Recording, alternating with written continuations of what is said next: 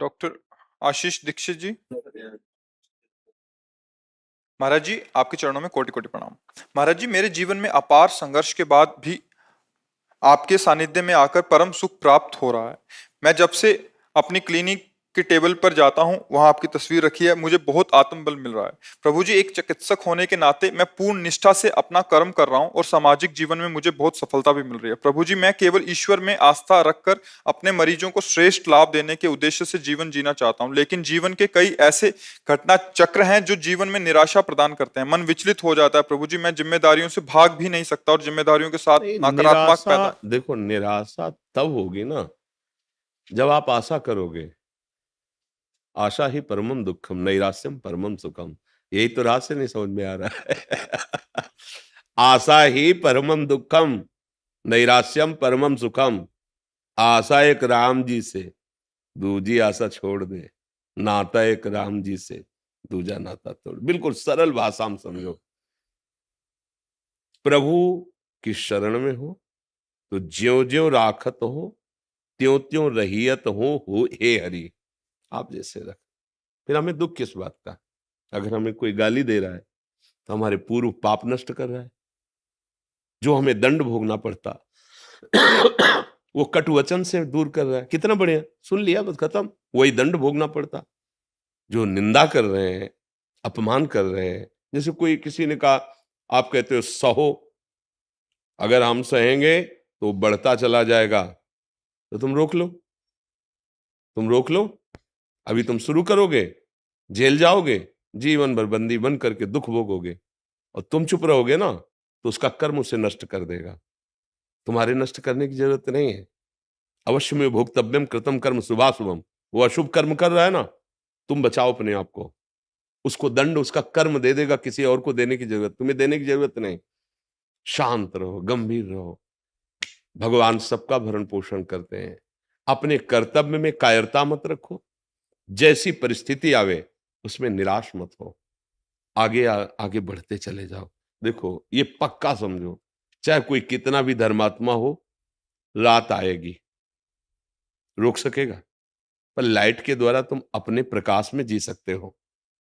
रात पूरी तुम हटा दो, ऐसा असंभव है, पर तुम अपने कमरे में लाइट जलाकर सुखपूर्वक रात्रि के दुख से रहित हो सकते हो। ऐसे ही संसार में ये द्वंद्व छाए हुए हैं। सुख दुख, लाभ हानि, मान अपमान, निंदा स्तुति, जय पराजय, जन्म मृत्यु, ये द्वंद्व एकदम छाए हुए हैं। इसको तुम हटा नहीं सकते। तुम ज्ञान का प्रकाश करके अपने हृदय में इस अज्ञान द्वंद्वों से द्वंद्वातीत हो सकते हो। अगर अपने को सुधारने चलो तो तुम्हारे हृदय में द्वंद्व व्यापेंगे नहीं। संसार में नहीं रहेंगे, ऐसा नहीं। जो जितना अपने को बदलना चाहता है वही बदल पाया है। किसी की सामर्थ्य नहीं है कि बदल पावे। इसलिए निराशा और आशा, इन दोनों से हटो। आप चाहते हो जागतिक उन्नति, प्रभु पता नहीं आपको किस जगह पहुंचाना चाहते हैं। शायद वो अपना अंग सेवी बनाना चाहते हो, जगत में ना फंसाना चाहते हो। आपको क्या पता वो क्या देना चाहते हैं। हम लोगों की हालत ये है, जैसे एक गरीब आदमी गांव का किसी चक्रवर्ती सम्राट के समीप जाए और सम्राट प्रसन्न होकर के कहे, मांगो जी क्या चाहिए। उसे जी कहे, एक बैल है, गाय है, भैंस है, 1 साल के लिए चारा दे दीजिए और सब पूरे घर को एक जोड़ी कपड़ा दे दीजिए और साल भर के लिए भोजन दे दीजिए। वो समझेगा बहुत कुछ मांग लिया, हिम्मत नहीं ना उसकी। और अगर वो राजा के ऊपर छोड़ दे कि हम क्या मांगे साहब, आप जैसा, वो दे देगा पूरे जीवन के लिए, ले दे देगा। हमारी भूल होती है। एक बार राष्ट्रपति, उदाहरण है, एक राष्ट्रपति भारत का, एक बार स्वतंत्रता दिवस था तो तिहाड़ जेल में गए। सब कैदियों को बुलाया, बोले आज के दिन हमारा भारत स्वतंत्र हुआ था, इसलिए आज जो मांगेगा वो हम सब कुछ देंगे। कैदियों से खुले दिल से मांगो। बोले साहब हफ्ते में 2 साबुन दिए जाएं। ठीक है, लिख लो। साहब सर्दियों में जो कंबल दिया जाता है बहुत हल्का होता है, अच्छा होना चाहिए। अब जिस कोठरी में रहते हैं उसे पुतवा दिया जाए। सब ने सब मांगा। वो एक बड़ा चतुर था, बाद में उठा और गया, बोले साहब जेल से मुक्त कर दीजिए। बोले इसको मुक्त कर। सब बोले मुझे, बोले नहीं तुमने साबुन मांगा, तुमने तुम्हें मुक्त ले। ऐसे ही है, हमारी हालत ऐसी है कि अगर भगवान भी मिल जाए ना तो इसी जेल में संसार दुख खा ले, लड़का दे दो, रुपया दे दो। हाँ हाँ, ये ये नहीं कहेगा कि मुझे जीवन मुक्त कर दो प्रभु अपनी माया से। बस हमारी हालत यही है। तो हमें चाहिए कि हम आशा प्रभु के ऊपर छोड़ दें। जैसे चाहो आप मेरे स्वामी हो, कर्तव्य में प्रमाद नहीं करूंगा, धर्म विरुद्ध आचरण नहीं करूंगा, और जैसे रखोगे मुस्कुरा के रहूंगा। कई बार हमें हजारों बार सुना चुके होंगे। एक बार हम गंगा के भ्रमण करते तो लोग वो टेप रखते हैं ना, टेप से गाना हो रहा था। तो कान है, दो पंक्तियां हमारे जीवन में बहुत बड़ा संबल बनी। जैसे वेद के सूत्र याद किए जाते हैं ना, ऐसे हमने याद है। हर गम तुम्हारा सहेंगे खुशी से, कभी भी न सिकवा करेंगे किसी। बस इतना याद है हमें, और इसको हमने जीवन भर याद रखा है। जहां कोई ऐसी परिस्थिति आती, कोई अपमान, कोई प्रतिकूल, नहीं, मेरे प्रभु का दिया हुआ हर विधान उसको खुशी से सहना है, मुस्कुरा के निकलना है, आंसू नहीं, घबराना नहीं। नहीं नहीं, हमने प्रभु से प्यार किया है तो प्यारे का ही साम्राज्य है, और उसका हर विधान हमारे लिए सर आंखों पे है। हमको उसका विरोध नहीं करना, उसको सहना है। वो देखना चाहता है इस परिस्थिति में तुम कैसे मुस्कुराओगे, तो हमें सहना है। बिल्कुल ऐसे कमजोर मत बनो कि कोई कुछ कह दे तुम रो दो, थोड़ी सी हानि हो गई तुम रो दो। नहीं, तुम ऐसे मालिक के जो भ्रकुटी विलास सृष्टि लय हुई, इतने में इसे निमेष कहते हैं। निमेष में अनंत ब्रह्मांडों का सृजन कर देता है। वो जब चाहेगा तो निहाल कर देगा। जैसे वो चाहे हमें वैसे रहना है। अब तो क्या दुख होगा, क्या दुख होगा, मतलब समझ हमारी थोड़ी ठीक हो जाए तो हम निराश क्यों हो कि ऐसी परिस्थिति है। अरे परिस्थिति बदलने में देर लगती है क्या? आज खाने को नहीं, कल भंडारा शुरू हो जाएगा। उसको उसका खेल ऐसा है, ऐसा ही है, ऐसा ही है। ऐसी परिस्थिति थी कि भिक्षा मांगने जाए तो अब शरीर रोग से ग्रसित, मांगने जा नहीं सकते, कोई पानी देने वाला नहीं, एक रुपया नहीं, क्योंकि संसार से किसी से मिलना जुलना नहीं था। फल फूले तो सब बात जाने दो। मिश्री है ना वृंदावन की, तो एक ब्रजवासी देते थे 250 ग्राम मिश्री 15 दिन में। तो इतना टुकड़ा अपनी श्री जी को, जो आज फूल बंगला में बैठे भोग लग रहे हैं, इतनी मिश्री का टुकड़ा 24 घंटे में। पर वो आंसुओं से लगता था कि श्री जी मुझ अकिंचन के पास, अब आप इसी से तृप्त हो जाइए, इसी को मान लीजिए 56 भोग है। शाम के फूल मांगते थे बिहारी जी के सामने, जो डलिया लगती हैं, 4 5 10 फूल मिल जाते थे, उनकी सैया लगा के श्री जी को, श्री जी सहन करो। आज फूल बंगला बन रहा है। उनकी मौज है, कभी फुटपाथ पे तो कभी महलों पे है, कभी कोई पूछने वाला नहीं था। आज करोड़ों नेत्रों से केवल प्यार ही प्यार मिल रहा है। हम देखते हैं कि लोग प्रायः संतों के पास जाते हैं, मुझे ये दे दो, और हमारे पास आते हैं, तुम्हारी आयु बढ़े, तुम सुखी रहो, तुम स्वस्थ रहो। बोलो उल्टा, देखो देखो ना, कौन कर रहा है ये, कौन कह रहा है? ये हमारे प्रभु इन रूपों में आकर, हम यही आश्चर्य मानते हैं। संतों के पास जाते ला, महाराज मेरे कैंसर हो गया, ठीक हो जाए महाराज। ये हमारे यहाँ ऐसे आते हैं, महाराज आप ठीक हो जाओ आपकी आयु बढ़े, आप सुखी रहे, आपको मेरी आयु लग जाए। मेरा ये कहा, ये कौन बोलता है? प्रभु बोल रहे हैं। इतने मुखों से प्रभु बोल रहे हैं, इतने नेत्रों से। जो वेद कहता है ना, सास शीर्षा पुरुखा हा शास्त्राक्ष, वो मुझे दिखाई दे रहा है। मेरा प्रभु इतने रूपों में देख रहा है मुझे, मेरा प्रभु इतने रूपों में प्यार दे रहा है, आशीर्वाद दे रहा है। सच्ची मानिए, एकमात्र भगवान का आश्रय ले लीजिए। जिस दिन आश्रय पक्का हो गया, पक्का का मतलब जैसे गाय बांधता है ना खूंटे पे किसान, तो ठोकता है और फिर हिला के वही देखता है कि अगर हमसे हिला तो अभी और पिटेगा, फिर और ठोकता है उसे, और जब देखा कि नहीं हिल रहा तब गाय बांध। ऐसे ही कुछ है शरणागति में, अगर हम हिल रहे हैं तो भी पिटाई बाकी है, अभी ठुकाई होगी। पक्के शरणागत जहां हो गए फिर निहाल, ये अनंत ब्रह्मांड साम्राज्य आपका। क्योंकि आपने स्वामी को सर्वस्व अर्पित कर दिया, तो स्वामी ऐसे उदार के अपना सर्वस्व अर्पित कर दिए। इसलिए सावधान, हम निराश तो होना, निराश ना, आएंगी परिस्थिति। ऐसा नहीं कि आपके ऊपर आएंगे, ऐसा नहीं है। कोई ऐसा बताओ विश्व में, जैसे कि मैं संकटों से लड़ रहा हूं, कोई ऐसा विश्व में एक बता दो, अरे जिनके यहां भगवान अवतरित हो रहे, स्वयं सच्चिदानंद वपु श्री कृष्ण, हथकड़ी और बेड़ियां पड़ी हुई, कंस के कारागार में, राक्षसी स्वभाव वाले सैनिकों से सुरक्षित कारागार, गर्भावस्था है लेकिन हथकड़ी और बेड़ियां, और गर्भ में कौन पधारे हैं? अखिल कोटि ब्रह्मांडों के स्वामी भगवान है, जिनके भगवान पुत्र राम रूप में अवतरित हुए। उन माता को वैधव्य, पिता का परलोक गमन, 14 वर्ष अयोध्या वासियों के आंसुओं की झड़ी विराग्नि में जलते रहे।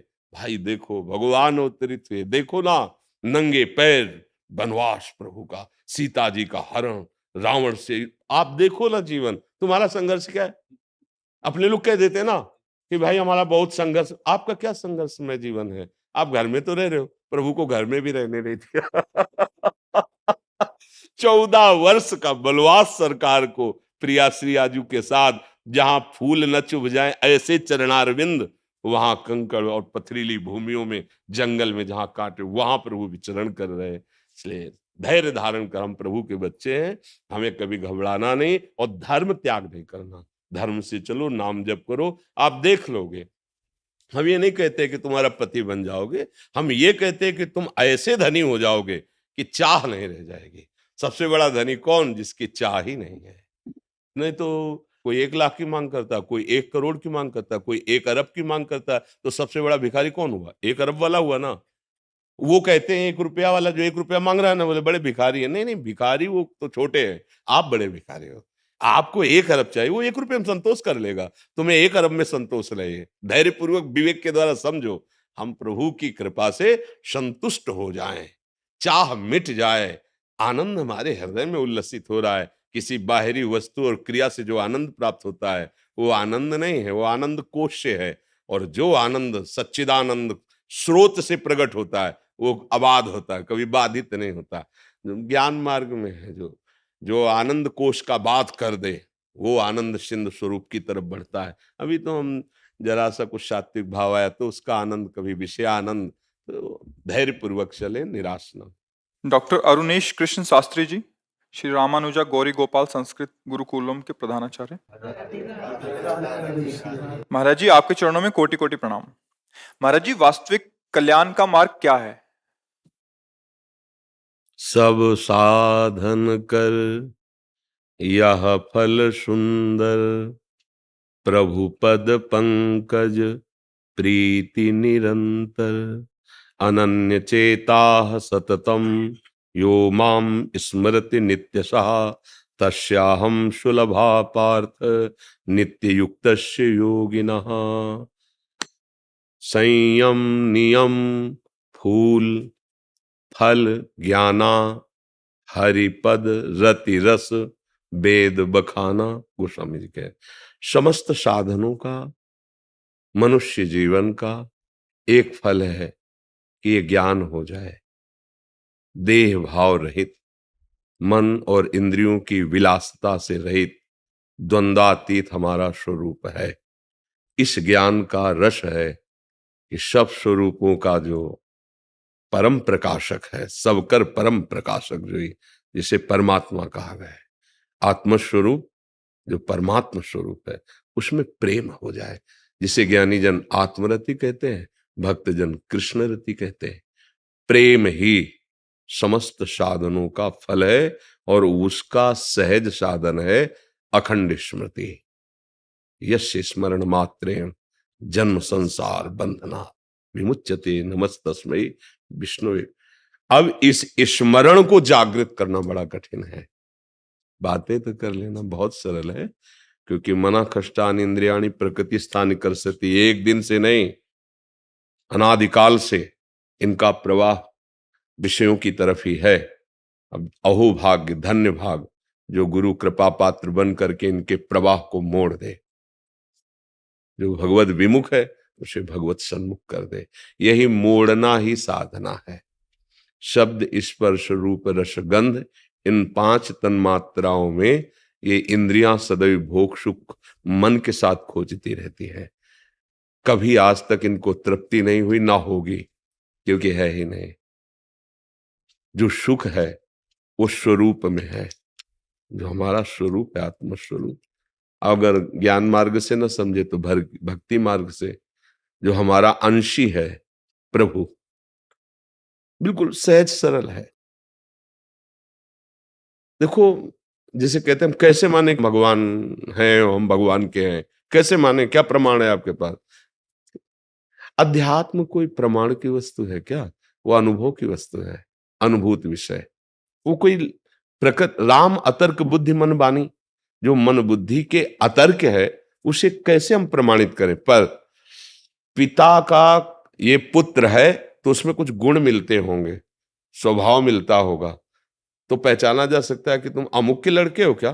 बोले कैसे पहचाना? बोले कुछ स्वभाव मिलता है। तो जैसे हमारे अंशी जो है प्रभु, वो अविनाशी हैं, तो हमारे अंदर एक चाहत है कि मैं मरूं नहीं कभी, है ना?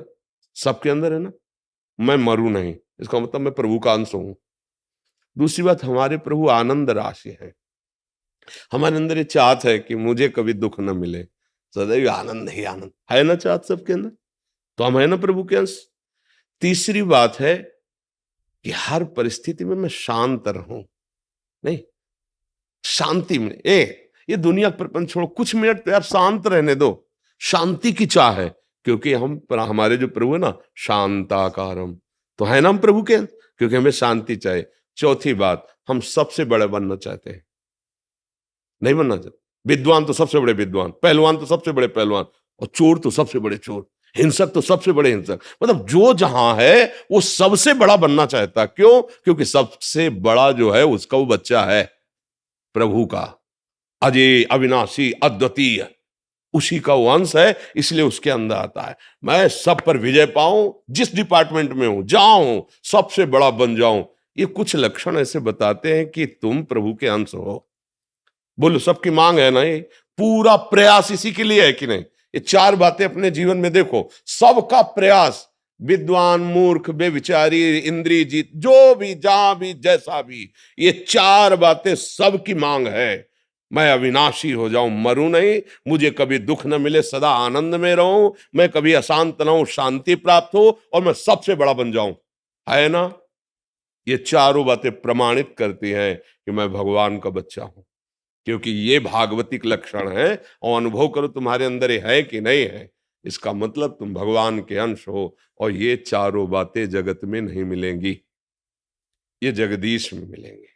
जगत में तुम चाहे जितने बड़े बन जाओ, तुम्हारे बाप कोई न कोई है, किसी भी डिपार्टमेंट में कहीं भी, आपकी पहुंच नहीं लेकिन आपसे बढ़कर है, विद्या में तो, गुण में तो, बल में तो, क्योंकि वो अनंत है, इसलिए खोजते चले जाओगे तो एक महाबलशाली मिलेगा जिसके बल के आगे किसी का बल नहीं। जाके बल लवलेस ते जीते चराचर धार, वो प्रभु जिसके एक लव मात्र बल से चराचर जगत पर विजय प्राप्ति की। अरे दस कंदर, मैं उनका दास हूं जिनकी प्रिया का अपहरण करके तू लाया है। वो महाबल, वो महाज्ञान समुद्र, वो महारूप समुद्र, जो भी जैसे भी, हमारा परम लक्ष्य है भगवान की प्राप्ति। ज्ञानी जन जिसे आत्मा कहते हैं, योगी जन उसे परमात्मा कहते हैं, भक्त जन उसे भगवान कहते हैं, प्रेमी जन उसे अपने प्यारे लाडिले कहते हैं। उनके ये सब शब्दावली हैं, जिस रूप में चाहो, जैसे चाहो, ये यथा माम प्रपद्यन्ते तास तथैव भजामि। जैसे ये भगवान का प्यार देखो, जैसे चाहो, तो आज चाह रहे हो ना पत्नी रूप में, वही बना है, पुत्र रूप में वही बना है, जो तुम दृश्य देख रहे हो भेद में वही बना हुआ है। मत्ता परतरम नान्यत् किंचित् अस्ति धनंजय, मैं ही मैं हूं, मैं ही मैं। अब बस ये कि तुम चाहते क्या हो। अगर तुम विषय चाहते हो, जगत चाहते हो, तो और कोई नहीं, कृष्ण ही बना हुआ है, कोई नहीं, किंचन मात्र। वो वेद कहता है सर्वम खलमिदम ब्रह्म नेना नास्ति। तो फिर जब किंचन मात्र कोई और है ही नहीं, तो विषय भी तो वही बना है, पर ये तुम जानते नहीं हो, इसीलिए तुम भोक्ता भाव किए हो, यही तुम्हें फंसाए हुए है।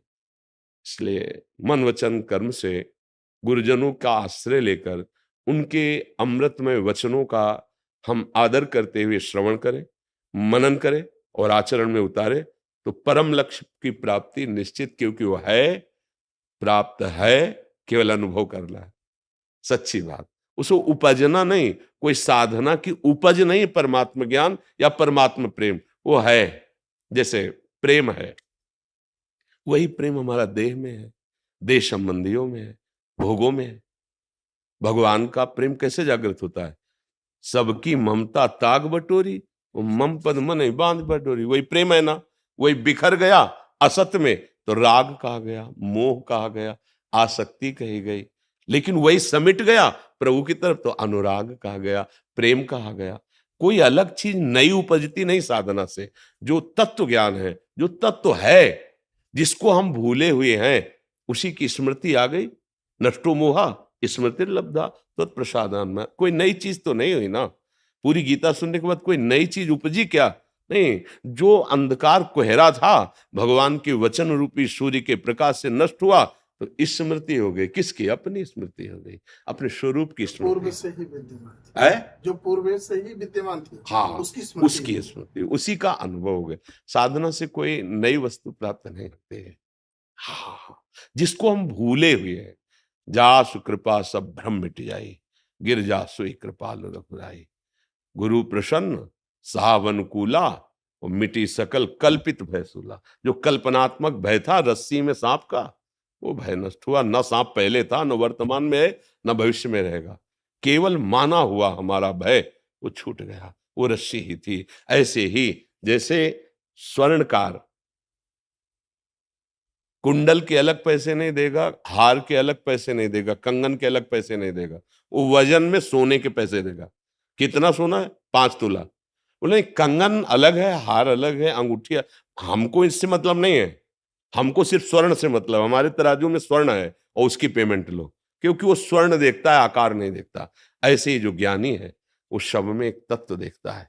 जितने भी कुंडल कंकण आदि बने हुए हैं वो स्वर्ण ही है। ऐसे ही जड़ चैतन्य जो भी बना हुआ है वो परमात्मा ही है। ऐसा बोध हो गया वो जीवन मुक्त हो गया। जीवन मुक्तता ही, भगवत प्रेम ही इस जीवन का चरम लक्ष्य है। और उसकी प्राप्ति, जो विस्मृत है उसकी स्मृति, जो स्मृति में उसकी विस्मृति। हम संसार के सन्मुख है, स्वरूप से विमुख है, प्रभु से विमुख है। अब थोड़ा उल्टा होना पड़ेगा, प्रभु के सन्मुख, संसार से विमुख। हम प्रभु को साधन बनाए हुए हैं, साध्य विषय को बनाए हुए हैं। थोड़ा उल्टा कीजिए, साधन विषय बना लीजिए, साध्य प्रभु बना लीजिए, निहाल हो जाएंगे। जहां है वही भगवत प्राप्ति हो जाएगी। प्रशांत जी राजस्थान से। गुरुदेव आपके चरणों में कोटि कोटि प्रणाम। गुरुजी, राधा रानी और आपके कृपा से पिछले 4 महीने से भजन करना प्रारंभ किया है। जब से भजन प्रारंभ किया है मेरे और मन के बीच हमेशा एक द्वंद चलता रहता है। हमेशा एक भय बना रहता है कि मन दोबारा ना गिरा दे। विषम संसारिक परिस्थितियों में मन पर निरंतर रखने के लिए अतिरिक्त ऊर्जा कैसे प्राप्त करूं? नाम जप से ही, और कोई अतिरिक्त ऊर्जा नहीं। मन तो चंचल सबनते, या को कौन उपाय, साधन को हरि भजन है, कै सत्संग सहाय। अगर हमें साधु पुरुषों का संग मिले और नाम जब चलता रहे तो सब सामर्थ आ जाएगी। क्योंकि आनी नहीं है, आप में जागृत होनी है। देखो प्रभु है ना, ये हम प्रभु के अंश हैं। अब हमें और क्या चाहिए? बस उनको भूल गए हैं और बाहरी शरीर को मैं मान लिया है और जगत के भोगों को सुख मान लिया है। बस मान प्रतिष्ठा जगत भोग, यही हमारी ताकत को कम कर दिए हैं, मतलब विस्मृत कर दिए हैं। अगर ये जागृत हो जाए तो काम क्रोध लोभ मोह मद मत्सर हमारी ही सामर्थ्य से सामर्थ्यवान है। अगर हम स्वीकृति न दे तो किसी भी विकार की ताकत नहीं कि हमारे हृदय में हलचल पैदा कर सके। देखो आप ही स्वीकार करते हैं मैं भोगूंगा ये विषय, जबकि ये चाल मन की और इंद्रियों की है। आप भूल से उसे मैं मान लिए। अब आपको हारना होगा, अब आपको परास्त होना होगा, क्योंकि आपकी स्वीकृति होगी मैं भोगूंगा। अगर आप ये ध्यान रखें कि ये इंद्रिय और मन का विषय है, मेरा नहीं, और धर्म विरुद्ध मैं इन्हें भोगने नहीं दूंगा, क्योंकि मेरा शासन है इनके ऊपर और हमारे ऊपर शासन मेरे गुरु का, गुरुवाणी का, भगवत शास्त्रों का है, इसलिए ऐसा नहीं होगा। एक बार लड़के देखो, नहीं नहीं नहीं नहीं, बहुत जलन पैदा करेगा वो मन व्यथित, नहीं, फिर नहीं गिर पाओगे। पर ये तभी हो सकता है जब नाम बल प्रकाशित हो और गुरुजनों के चरणों का आश्रय हो। अगर नाम भी जप रहे हो, अहंकार भी कर रहे हैं, तो भी नहीं कर पाएंगे। इसीलिए सदगुरु चरण आश्रय लिया जाता है संत महात्माओं का, कि आपके वचन से, आपकी कृपा से, क्योंकि ये जो अहंकार है ये वहीं गलित होता है। तिनकी संगति रहत जाति कुल मद सब नंशय। जब तक हमारे हृदय में कोई भी अहंकार रहेगा तब तक हम विकारों को दबा नहीं पाएंगे। अहंकार के महल में ही ये सारे विकार सुरक्षित रहते हैं, इसीलिए हमारा प्रहार हो नहीं पाता और हम पर प्रहार कर देते हैं। जब अहंकार ये नष्ट हो तब इनके रहने का ठिकाना खत्म, अब ये नष्ट हो जाएंगे, जड़ से नष्ट हो जाएंगे। और ये अहंकार गुरुदेव की कृपा से नष्ट होता है, उनकी करुणा दृष्टि से वो अहंकार को नष्ट कर देते, चूर चूर कर देते हैं। सच्ची मानिए, बड़ी बड़ी साधना करने पर भी अहंकार पुष्ट होता रहता है। विद्या रूप महत्व कुल धन यौवन अभिमान सठ कंटक देखे जहां लाहे न भक्त निदान, लाहे न भक्त निदान स्वांग सब नगर नार के विषयन हाथ बिकाए नए रिझवन भर। ये बड़े महापुरुष के वचन है कि अगर कोई भी अहंकार है, विद्या का, रूप का, गुण का, महत्व का, जाति का, कोई भी अहंकार है, तो भक्ति महारानी आपके हृदय में नहीं रहेंगी, स्वांग रहेगा भक्ति का।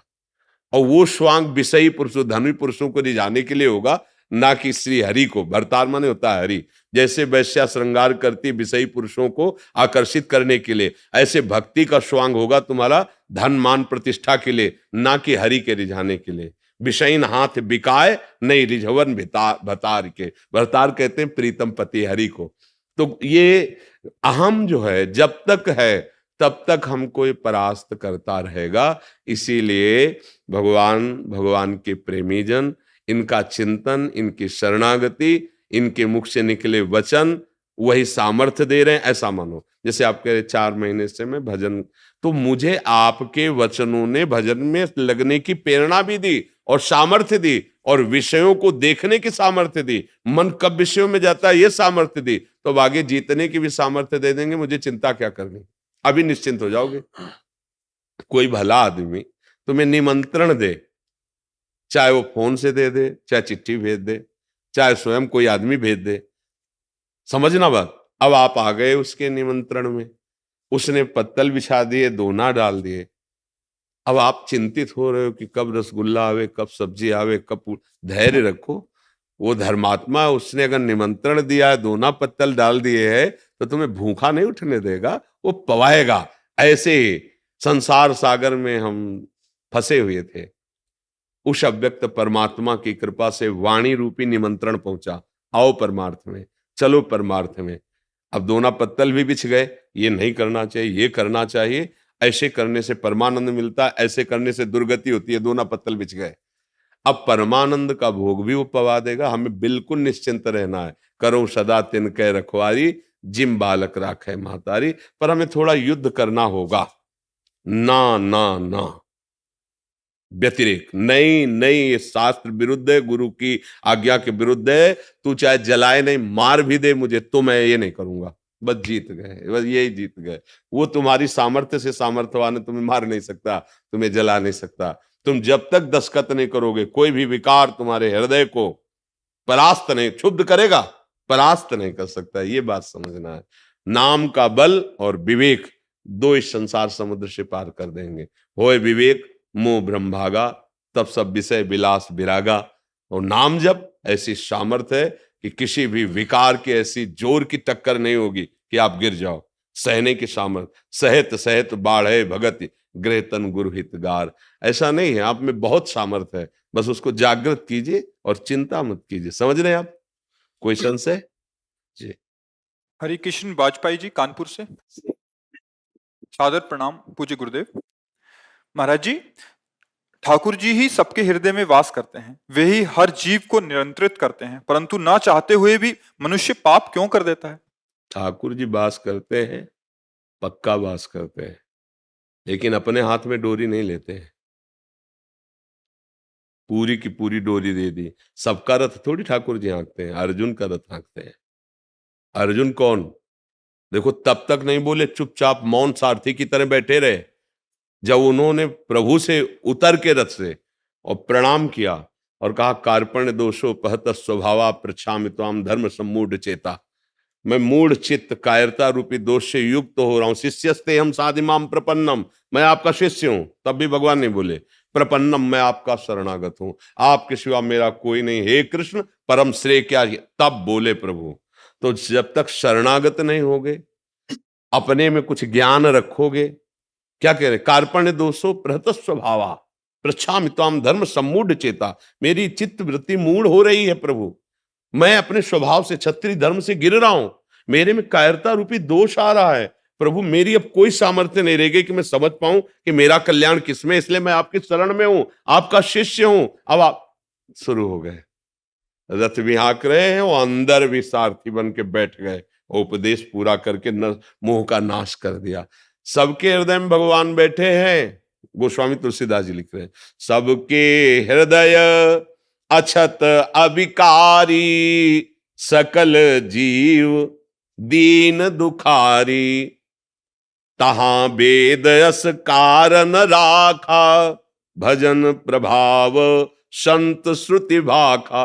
सबके हृदय में बैठे पर बिल्कुल पर्दा डाले, 3 पर्दा पड़े, सतोगुण रजोगुण तमोगुण, श्वेत लाल काला, बिल्कुल नहीं दिखाई दे सकते। है देखो बोला कहाँ है, और यही है, यहीं बैठे सबके हृदय देशे तिष्ठति, यहीं विराजमान है। अब ये पर्दा हटे तब उनका साक्षात्कार हो, फिर वो तुम्हें संभाल लेंगे। तो अभी अहंकार संभाल रहा है, अभी भगवान थोड़ी संभाल रहे हैं। मैंने किया मैं करूंगा, मैंने खाया मैं खाऊंगा, मैंने भोगा ये भोगूंगा, ये अहंकार। और सुनो राम का सहज स्वभाव जन अभिमान कहो, ये अभिमान समर्पित कर दो। अभी हाथ में डोरी हो जाए, पाप हो जाए तो मैं बता देना। अहंकार के कारण इंद्रिया और मन भोगों में लग रहे हैं। सारी खेल तो इसी का है। भगवान तो बैठे हैं लेकिन चुप बैठे हैं। और अभी आर्त भाव से शरण होकर नाम जप करो, अभी संभाल लेंगे। वो कहते हैं करो सदा तिनकै, सबकै नहीं कहा, करो सदा तिनकै रखवारी, जिम बालक राखे मातारी। किनके? जो मेरे मन वचन कर्म से शरणागत हो चुके हैं। नहीं तो छूट दे दिए, मेरा ही ये खेल है, तू खेल जो चाहे खेल, जैसा खेलेगा वैसा तुझे। मिर्च खाएगा तो कड़वी मुंह जल जाएगा तेरा, शहद चाटेगा तो मीठा रहेगा। पसंद कर क्या खाना चाहता है। तो हमने पाप पसंद किया, दुराचार पसंद किया, उसने छूट दे दी, तो उसके लिए फिर नरक है, दुर्गति है, बड़े बड़े रोग हैं, बड़े बड़े जेल बंधन क्लेश अशांति, वही भोग रहे हैं। वो तो छूट दे दी आपकी। और अगर आप प्रार्थना करो मुझे छूट नहीं चाहिए, मैं आपके अधीन हूं, मुझे क्या करना चाहिए, तो तस्मात् शास्त्रम प्रमाणम थे। आओ शास्त्र प्रमाण में, भगवान के अनुकूल चलो। श्री कृष्ण अनुकूल तो परम पद है, महासुख है, शांति है, निर्वाण मोक्ष पद, जो चाहो प्राप्त हो। दोनों प्रभु के मार्ग हैं, दोनों प्रभु के तुम चलने वाली सामर्थ्य दे दी तुम्हें। अब क्या, एक आदमी जाता है 100 रुपया मिला, शराब पीता है, गंदा आचरण करता है।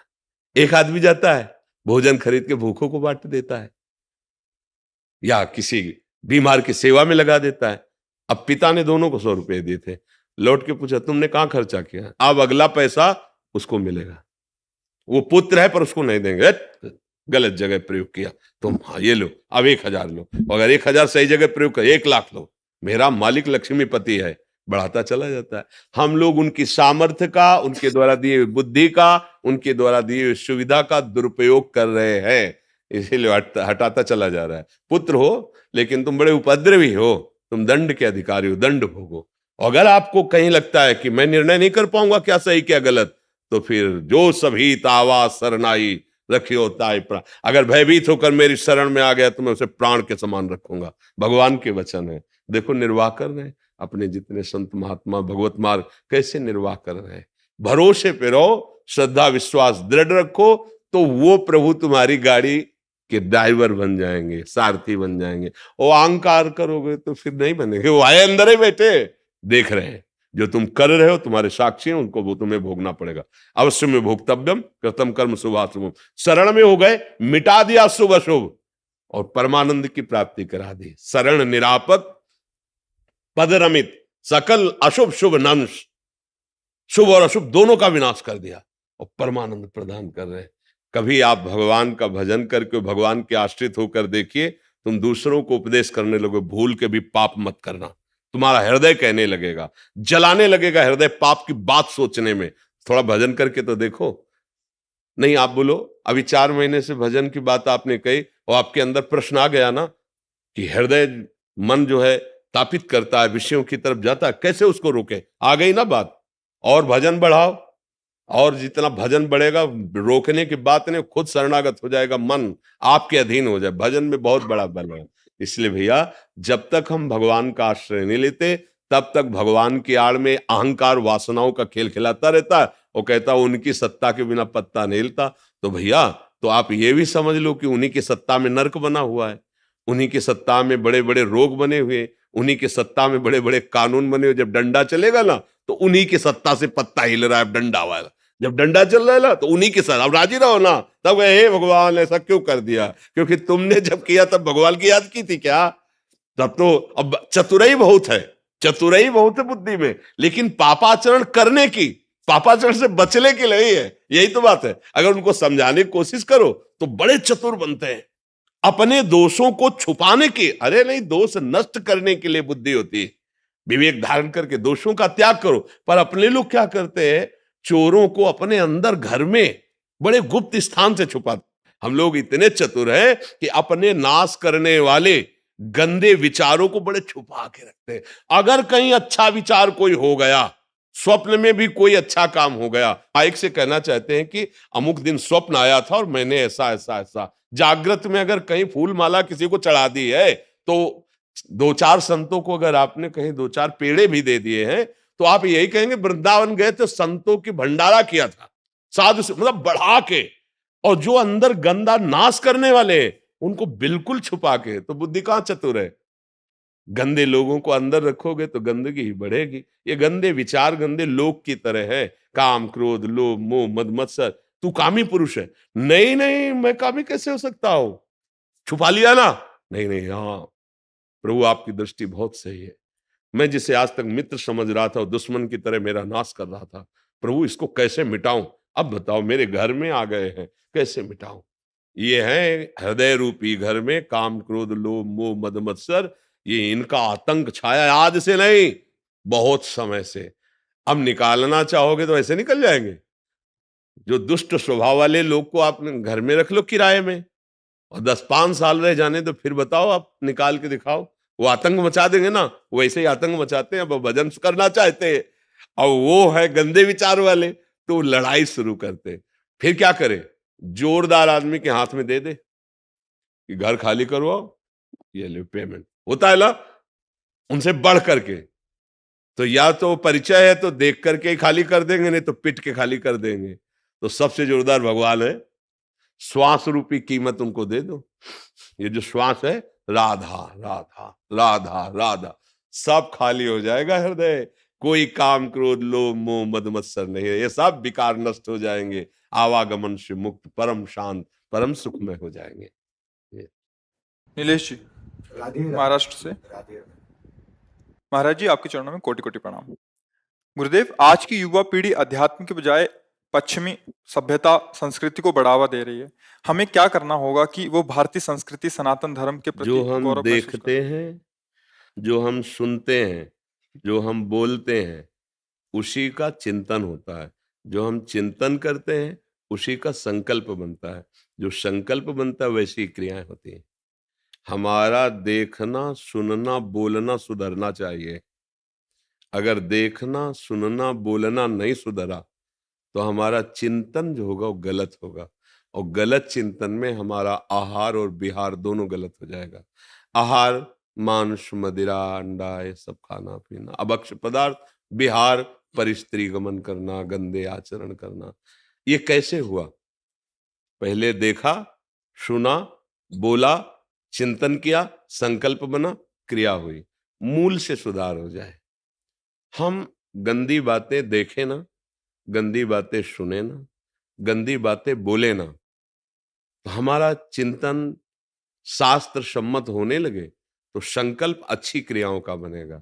अब गलत संकल्प बन रहा है, और कलयुग भगवान की कृपा से वैसे ही सहयोग मिलता चला जा रहा है। ये दोस्ती करना कोई निषेध नहीं है, लेकिन दोस्ती को व्यभिचार रूप दे देना, गंदा आचरण रूप दे देना, ये तो कहीं हमने आज तक नहीं पढ़ा कि एक दोस्त दूसरे के जीवन का नाश करे। हम कह रहे कि बच्चे बच्चियां परस्पर दोस्ती करें, कोई निषेध नहीं है, एक स्कूल में जब पढ़ते तो बच्चियां भी पढ़ती थी, बच्चे भाई बहन की तरह खेलते कूदते, स्कूल गए, पढ़ा लिखा, घर आ गए। आज का क्या चरित्र हो रहा है? देखना सुनना बोलना बिगड़ गया हमारा। हम बाहर का दृश्य देखने लगे, धर्म विरुद्ध आचरण, छोटे छोटे बच्चे, मन इंद्रियों पर काबू करने की बात तो बड़े बड़े साधकों में भी फिसलन होती है। वो तो जानते ही नहीं कि मन इंद्रियों को कैसे काबू किया जाता है। अब मोबाइल का जमाना है, जो चाहो सर्च करो, देखो, फिर वैसे ही वार्ता, फिर वैसे ही सुनना, उसके इतने बॉयफ्रेंड, उसके इतने गर्लफ्रेंड, और फिर वही चिंतन, वही आचरण। अब बदल गया जीवन, गंदा आहार, गंदा चिंतन। अब कभी सुधरने के चांस मुझे बिल्कुल नहीं दिखाई दे रहे। क्योंकि सुधरना तभी हो सकता है जब शास्त्र स्वाध्याय हो, सत्संग हो, अच्छे जनों का संग हो, हमारा चिंतन शास्त्र सम्मत, संत सम्मत हो, आचरण भागवतिक हो, व्यवहार में रहते हुए भी। अब उसे उपहास माना जाएगा। अगर बड़ा भाई घर में प्रवेश करता था और छोटे भाई की बहू सेवा में होती थी, ऐसे खास के, तो वो इतना किए हुए, उसका वस्त्र बिना, हमने सुना है माता वगैरह से कि देखो ये छोटे भाई की बहू है, कपड़ा भी नहीं छूना चाहिए, पाप लगता है। ऐसी शिक्षा जहां, वहां गर्लफ्रेंड बॉयफ्रेंड, वहां और एक चला है लिव इन रिलेशन। अब हम क्या इस पर बोले, क्या बोले? हम बोलने लायक नहीं रह गए, इस पर क्या बोले? जो हमारी धर्म की नींव है उसको तो नष्ट कर दिया गया। वर्ण संकरता बढ़ेगी, व्यभिचार बढ़ेगा, इंद्रियों का इस तरह से मनोरंजन। अब ब्याह होगा तो धैर्यवान हो पाएगा ना पुरुष ना स्त्री, तो व्यभिचार प्रवृत्ति, पूरा परिवार नष्ट हो गया। उनको लगता है कि हमारा परिवार सज जाएगा, हम वो प्रेम विवाह कर लेंगे, हम ये कर लेंगे, वो कुछ नहीं, परिणाम देखना, कुछ नहीं, परिणाम देखना। परिणाम शब्द है नाश, क्लेश, अशांति, दुख, हानि, इसके सिवा नहीं। धर्म का मान नहीं हो रहा, धर्म शास्त्रों का स्वाध्याय नहीं हो रहा। अगर संत वाणी सुने भी तो क्यों में है। अरे बच्चा जैसे टीचर की बात मान करके ही सवाल हल करना सीख जाता है, ऐसे वचनम करिष्येतो में, आप जो बोल रहे हो मैं मानता हूं, और सिद्धांत के अनुसार शास्त्र सम्मत बात हम अगर स्वीकार करके चले तो वस्तु का अनुभव हो जाएगा। ये परमात्मा ज्ञान, ये परमात्मा वस्तु ऐसी थोड़ी है कि बर्फी है 100 ग्राम खरीदा, तुम्हें खवा दिया, तुम्हें अनुभव में आ गया। तो ये आचरण विहीनता, जो दृश्य हम देख रहे हैं, जो हम सुन रहे हैं, जो हम बोल रहे हैं, वही हमारा चिंतन बन रहा है। वही तो आज क्या देखा जा रहा है, क्या सुना जा रहा है, क्या बोला जा रहा है। ऐसे ही विपक्ष में भी, मान लो जो स्त्री शरीर में, वो भी सब भाव को देख रहे हैं, वो भी वैसी मानसिकता, क्योंकि मन बुद्धि तो रचना सबकी, शरीरों का निर्माण अलग अलग भले है, लेकिन है तो तत्व वही ना। तो वैसे ही आसुरी प्रवृत्ति बढ़ती चली जा रही। तो भाई इस पर तो तभी सुधार हो सकता है। काफी ऐसे नवयुवक भाई हैं जो सुधरना चाह रहे हैं और सुधर रहे हैं। अगर वो संत वाणी सुने, शास्त्रों का स्वाध्याय करें, थोड़ा संयम नियम से चले, तो सुधार हो सकता है, अन्यथा नहीं हो सकता, नहीं हो पाएगा। अब आज शराब तो एक ऐसे घर घर चल पड़ी है। हमारे समय में गांव में अगर कोई एक शराब पीता था तो 50 लोग उसकी निंदा है, शराब पीता है। अब घर घर में पिता पुत्र गिलास लड़ा के पी रहे, तो रोके कौन? अच्छा, शराब का मतलब है बुद्धि को मलिन कर देना, बुद्धि का मलिन हो जाना। सब कोई जानता है, ऐसा नहीं कि न जानता हो। आप ठीक से ड्राइविंग नहीं कर सकते, आप घर में ठीक से व्यवहार नहीं कर सकते, आप ठीक निर्णय नहीं कर सकते, आपकी बुद्धि ऐसी हो जाती है। हमने तो मार्ग में देखा है, तो कई बार उदाहरण होता है कि एक नाली थी परिक्रमा मार्ग, तो वो बार बार ऐसे सोच रहा था, तो खड़े होकर लगा कि मतलब कोई जीव जंतु रखे, सांप वगैरह। तो फिर वो देखा, बार बार टांग ऐसे उठाता, छोटी सी नाली, और उसे लांघने की कोशिश करता, नहीं, उसी में गिर गया। तब पता चला शराब पी है, इसलिए ऐसी हालत है। तो क्या वो आपको सुख पहुंचाएगी? और इसके बाद जो हमारा निर्णय बुद्धि का मलिन निर्णय होता है, ये बड़े बड़े हिंसा, बड़े बड़े बेविचार, ये सब, ये तभी रुक सकते जब धर्म से चला जाए। और आज धर्म का नाश करने वाली बातें हैं, धर्म पे चलने वाली बातें नहीं। नहीं, अगर हम अपना संभलें तो हम दूसरे को क्या संभाल सकते हैं? तो ये संभलना तभी हो सकता है जब हमें पता चले गलती को गलती माने, तब। हम गलती को गलती नहीं मान रहे ना, गलती को मनोरंजन मान रहे हैं। आज के बच्चे कहते हैं हम स्वतंत्र हैं, बच्चे बच्चियां हम जो चाहेंगे करेंगे, तो मम्मी पापा हो बस ठीक है, इतना ठीक है, अब हम अपनी जिंदगी देख लेंगे। और फिर जब जिंदगी ऐसे गर्त में फंसती है जहां फोन से भी नहीं कह सकते, ऐसे गर्त में फंसती है कि बस उनको भी एक ही रास्ता, बिना दूसरा कोई रास्ता नहीं रहता। इसलिए बहुत प्रार्थना है, मतलब आप नवयुवक हैं, ऐसी हमारी समाज सुरक्षा के लिए प्रश्न करते हैं, धन्यवाद है। पर हम खुद अब सुधरें और 4 जनों को सुधारने की भावना रखें। जब तक स्वयं नहीं सुधरा जाएगा तब तक बात नहीं। बकाया इस जगह हम दुखी हो जाते हैं, क्योंकि हमारी बात कितनी सुनोगे तुम, लेकिन मोबाइल जेब में है, उसकी बात तुम ज्यादा सुनोगे। और उसमें जो कुछ सर्च करो अभी देख लो, एक क्षण में देख लो। सोचो, जिन दृश्यों के देखने से वो राक्षसी भाव बढ़ जाता है, उन्हीं को बच्चे ज्यादा पसंद करेंगे। संत या भगवंत की चर्चा ये थोड़ी ज्यादा पसंद करे, ये तो वो सात्विक बुद्धि वाला पसंद करेगा। अब उनको सुनाओ, हाँ, अगर उनको बताओ कि भाई ये सत्संग आप सुनो जब आपके विकार आवे, तो वो सत्संग नहीं, वो विकार बढ़ाने वाली बात देखेंगे। तो वो तन्मयता होती, फिर जो हम सुनते हैं ना वही हमें करने की इच्छा होती है। तो फिर भ्रष्ट आचरण अब कैसे करें जब तक भगवान नाम नहीं, भगवद आश्रय नहीं, अच्छा भोजन नहीं, कैसे हो सकता है। अब आप अच्छे भोजन में ले लीजिए घी दूध, अच्छे भोजन में कहा जाता है दूध लोग ऐसे पैसे के लिए बनाते हैं कि उनसे खुद कहो अपने बच्चे को पिलाओ, जो तुम्हारा बच्चा है यही दूध पिलाओ जो तुम दूसरे को बेचने जा रहे हो। वो नहीं पिलाएगा, क्योंकि जानता है हमने ऐसे पदार्थ मिलाए जिनमें आंतें खराब हो जाएंगी बच्चे को जीवन, और दूसरे का बच्चा वही दूध तुम बेचने जा रहे हो। घी, अभी हमें परसों किसी ने दिखाया, एक छोटी फैक्ट्री पकड़ी गई, वो सब बैठे हुए इसको दिखाए, नाम वो 3-4 घी के नाम ले रहे थे, उनके पैक रखे हुए थे और उसकी सामग्री घी बनाने वाली रखी हुई थी, घृणित चर्बी ये वो। तो उससे पूछते थे कितने में बेचते हो, तो कहता 400 रुपया किलो। बनता कितने में, बोले 25 रुपया किलो। 25 रुपया किलो की लागत से घी बना के 400 रुपया किलो दुकान में दे रहा, वो 600 को बेच रहा। लेकिन कितने के धर्म भ्रष्ट होंगे, कितने के रोग शरीर में बढ़ेंगे, वो नहीं सोच रहा है। जिसकी बुद्धि में धन की प्रधानता हो गई है, भोग की प्रधानता हो गई, वो राक्षस हो जाता है, वो नहीं समझ पाता। अरे छोटे छोटे बच्चे दूध पिएंगे, मान लो कोई एक सहज आदमी है जिसके पास बहुत पैसा नहीं, तो आधा किलो 1 किलो की पैकेट ही तो लेगा घी की, कि रोटी में चुपर लेंगे। क्या चुपर के खा रहा है, वो जहर खा रहा है अपवित्र, जिसके लिए विधर्मियों ने तलवार की नोक पर कि इसे ग्रहण करो तो गर्दन कटवा ली, लेकिन जवान पे नहीं रखा, वो पैसा लेके खरीद के खा रहे हैं।